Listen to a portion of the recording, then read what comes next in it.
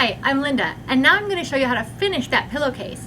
We're going to show you how to make a French seam, which is a double seam that encloses the raw edges inside of itself so that there's no raw edges left. And this is the seam that you're going to make on the side and the bottom of your pillowcase once you've got that band on. So let's get rolling. Now the first step is to put your pillowcase wrong sides together. And yes, I meant that. Wrong sides together, which is not a typical way that we sew, but for the French seam, it's a must. So I pinned my raw edge wrong sides together,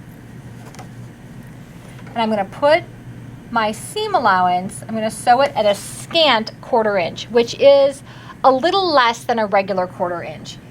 You'll see again, because I'm going to enclose that seam, that's why I'm doing a scant 1/4 inch. So I'm following my 1/4 inch, but I've moved my needle to the right. So now I'm going to sew at that scant 1/4 inch. You still want to make sure that you're going to get both pieces of fabric in. And I also pinned along this side, but I paid special attention to pinning here at the intersection of the band, because I want to make sure that meets up nicely.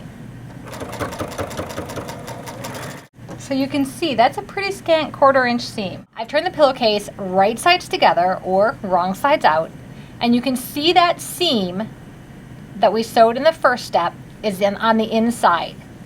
When I turned it right side out, I also did a little pressing, and I wiggled that seam out so that it's nice and crisp against this edge, because you want to make sure that this next seam catches all of that seam allowance inside of the seam you're going to sew.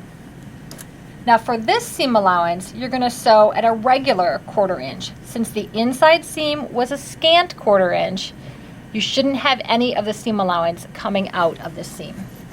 So now we're going to sew at a regular 1/4 inch. And again, as you're sewing, you can kind of feel where that seam allowance is, because you'll be able to feel that ridge.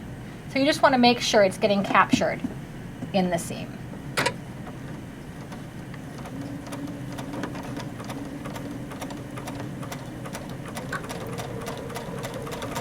And sew along that edge.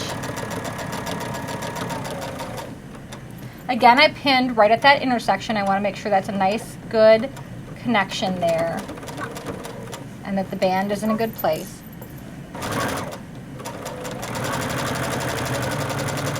So now you can see, when I turn it right side out, that seam that I sewed the first time is captured within the seam I sewed the second time, and none of the raw edges of that first seam show.